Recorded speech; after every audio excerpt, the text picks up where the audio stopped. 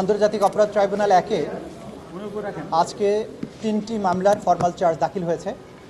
এই 3টি মামলার মধ্যে প্রথম দুটি হচ্ছে বিগত সরকারের আমলে 15 বছর ধরে চলা যে সমস্ত গুম এবং গোপন বন্দিশালায় আটক, নির্যাতন, হত্যাকাণ্ড সহ নানান ধরনের যে অপরাধ হয়েছে সেগুলোর ব্যাপারে এই প্রথম দুটো মামলার চার্জশিট দাখিল হওয়ার পর প্রেক্ষিতে চিফ প্রসিকিউটরের অফিসের পক্ষ থেকে আমরা ফরমাল চার্জ দাখিল করেছি আদালতে সেই ফরমাল চার্জগুলো আমরা প্লেস করেছি। ট্রাইব্যুনাল সবগুলো অভিযোগের বর্ণনা শুনেছেন, শোনার পরে তাদের এই আসামিদের বিরুদ্ধে অভিযোগ কগনাইজেন্স নিয়েছেন এবং তাদের বিরুদ্ধে গ্রেপ্তারি পরোয়ানা ইস্যু করেছেন। মূলত যে দুটো চার্জশিট এখানে এসেছে সেগুলোর একটি হচ্ছে গত 15 বছর ধরে চলার সময়ে র্যাপিড অ্যাকশন ব্যাটালিয়ন বা র্যাব বাহিনীর কিছু বিপদগামী সদস্য যারা উত্তরাস্ত্র টিএফআই সেল এবং র্যাবের বিভিন্ন গোপন বন্দিশালায় বিভিন্ন ভিন্ন মতাবলম্বী রাজনৈতিক কর্মী, সাংবাদিক, ব্লগার, ভিন্ন চিন্তার যারা ধারণ করতেন, যারা সরকারের কর্মকাণ্ডের জন্য বাধা হয়ে দাঁড়িয়েছিলেন, সেই সমস্ত লোকদেরকে গোপন কারাগারে আটক রেখে নির্যাতন করা হয়েছে। এই সমস্ত অভিযোগের হাজারো অভিযোগের মধ্য থেকে কিছু জিনিস, যে কয়েকটি অভিযোগ আমাদের কাছে ইতিমধ্যে প্রমাণিত হয়েছে, সেগুলোর ব্যাপারে আমরা ফরমাল চার্জ দাখিল করেছি। এই ফরমাল চার্জের র্যাপিড অ্যাকশন ব্যাটালিয়নের ফরমাল চার্জের বাইরে আমাদের প্রতিরক্ষা গোয়েন্দা মহাপরিদপ্তর অর্থাৎ ডিজিএফআইয়ের কিছু সংখ্যক বিপদগামী সদস্য যারা জেআইসি নামক যে সেন্টারটি আছে সেই সেন্টারটিকে অপব্যবহার করে সেখানে রাজনৈতিক বা অরাজনৈতিক বন্দীদেরকে গোপন কারাগারে আটক রেখেছিল, তার ব্যাপারে একটা আলাদা তদন্ত রিপোর্ট এবং ফরমাল চার্জ আমরা দাখিল করেছি। এবং এই ঘটনার সাথে সাবেক প্রধানমন্ত্রী শেখ হাসিনা, সাবেক স্বরাষ্ট্রমন্ত্রী আসাদুজ্জামান খান কামাল, প্রধানমন্ত্রীর সাবেক নিরাপত্তা উপদেষ্টা তারিক আহমেদ সিদ্দিকী সহ র্যাপিড অ্যাকশন ব্যাটালিয়ন এবং ডিজিএফআইয়ের বিভিন্ন পর্যায়ের বেশ কিছু অফিসার যারা আসামি হিসেবে আছেন তাদেরকে আমরা অন্তর্ভুক্ত করেছি। আমরা এটার মাধ্যমে একটা স্পষ্ট বার্তা দিতে চাই যে অপরাধ যারা করবেন, যারা আইনকে নিজের হাতে তুলে নেবেন, অপরাধীকে অবশ্যই বিচারের মুখোমুখি হতে হবে। এটা ন্যায় বিচারের দাবি, এটা সভ্যতার মূল কথা।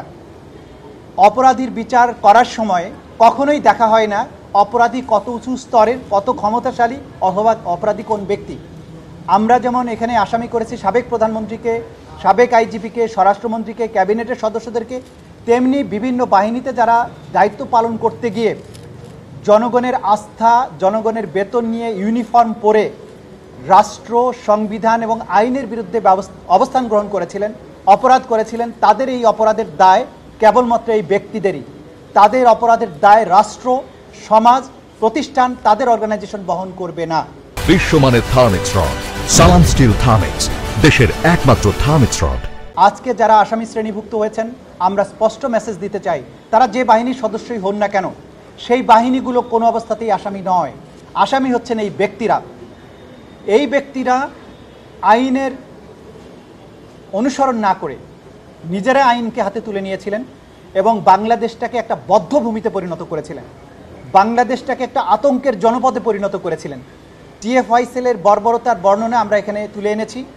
কিভাবে মানুষকে আটক রেখে টর্চার করা হতো, ইলেকট্রিক চেয়ারে ঘুরানো হতো, ইলেকট্রোকিউট করা হতো, জননাঙ্গে বৈদ্যুতিক শক দেওয়া হতো, হাত পা কেটে ফেলা হতো, নাড়ি ভুঁড়ি বের করে ফেলা হতো, পৈশাচিক নির্যাতন করা হতো। এই যে তাদের তৎপরতাগুলো ছিল, একদিন না একদিন প্রত্যেক অপরাধীকেই বিচারের মুখোমুখি দাঁড়াতে হবে, এটাই হচ্ছে মেসেজ। 5ই আগস্টে 2024 সালে বাংলাদেশে যে অভূতপূর্ব বিপ্লব সাধিত হয়েছে, পেছনের স্বৈরশাসন, ভয়ের সংস্কৃতি, মানবতা বিরোধী অপরাধের যে আতঙ্কের জনপদ ছিল বাংলাদেশ সেখান থেকে পুনর্জন্ম লাভ করেছে অসংখ্য তরুণের রক্তের বিনিময়ে। এই নতুন অর্জিত যে স্বাধীনতা, সেটা তখনই সফল হবে যখন পেছনের যারা অপরাধ করেছেন তাদেরকে বিচারের মুখোমুখি করা হবে, আইনসম্মত উপায়ে এই সমস্ত বিষয়টাকে নিষ্পত্তি করা হবে। সেই উদ্দেশ্যেই আজকে তাদের বিচারের মুখোমুখি করা হয়েছে। স্পষ্ট মেসেজ হচ্ছে, কেউই আইনের ঊর্ধ্বে নয় এবং কোনো বিচারহীনতার সংস্কৃতি বাংলাদেশে আর চলতে দেয়া হবে না। বাংলাদেশ এখন শত হাজারো তরুণের রক্তের বিনিময়ে অর্জিত নতুন বাংলাদেশ। এই বাংলাদেশকে এই জেনারেশন নতুনভাবে দেখতে চায়। আমরা কখনোই এখানে আবার গুমের সংস্কৃতি ফেরত আসুক, ক্রস ফায়ারের সংস্কৃতি ফেরত আসুক, মানুষের হাত পা নাড়ি ভুড়ি কেটে বুড়িগঙ্গায় ভাসিয়ে দেওয়ার সংস্কৃতি কখনো আর ফেরত আসুক, এইটা বাংলাদেশের কেউ আর চায় না।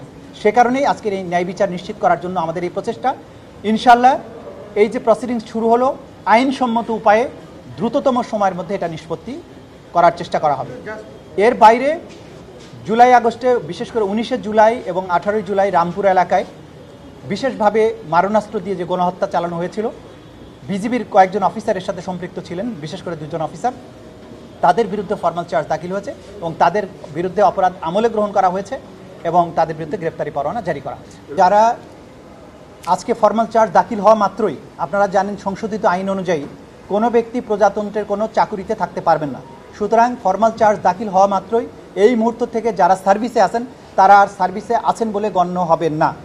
গ্রেপ্তারি পরোয়ানা যখন জারি হয়েছে, আইনের যে নির্ধারিত পদ্ধতি আছে সেই অনুযায়ী গ্রেপ্তারি পরোয়ানা জারি হবে এবং গ্রেপ্তারি পরোয়ানা কার্যকর করার জন্য রাষ্ট্রের যে সংস্থাগুলো আছে তাদের প্রতি নির্দেশনা দেওয়া হয়েছে। পুলিশ বাহিনী সহ বিশেষ করে যারা বিভিন্ন বাহিনীতে চাকুরিরত আছেন সেই সমস্ত বাহিনীর অফিসিয়ালসদেরকেও আমরা এই আদেশের কপি সরবরাহ করার জন্য আদালতে প্রেয়ার করেছি, আদালত সেটা মঞ্জুর করেছেন। সুতরাং আমরা আশা করছি দ্রুততম সময়ের মধ্যে আদালতের নির্দেশ সকল জায়গায় পৌঁছে যাবে এবং এই আসামিরা যে যেখানেই আছেন সেখান থেকেই তাদের গ্রেপ্তার করা হবে। আসামিরা এখন থেকে আর সার্ভিসে আছেন বলে গণ্য হবেন না নতুন সংশোধিত আইন অনুযায়ী। এখানে যে কয়েকজনকে আপনারা চেনেন তারা তো বুঝেনি, শেখ হাসিনা, তারেক সিদ্দিকী, আসাদুজ্জামান খান কামাল ছাড়া বাকিরা তো বিভিন্ন বাহিনীর সদস্য, তাদের মধ্যে কেউ কেউ অবসরে গেছেন, অধিকাংশ এখনও ইন সার্ভিস আছেন। আপনারা নামগুলো শুনেই বুঝতে পেরেছেন কারা কারা সার্ভিসে আছেন, কারা কারা সার্ভিসে নাই।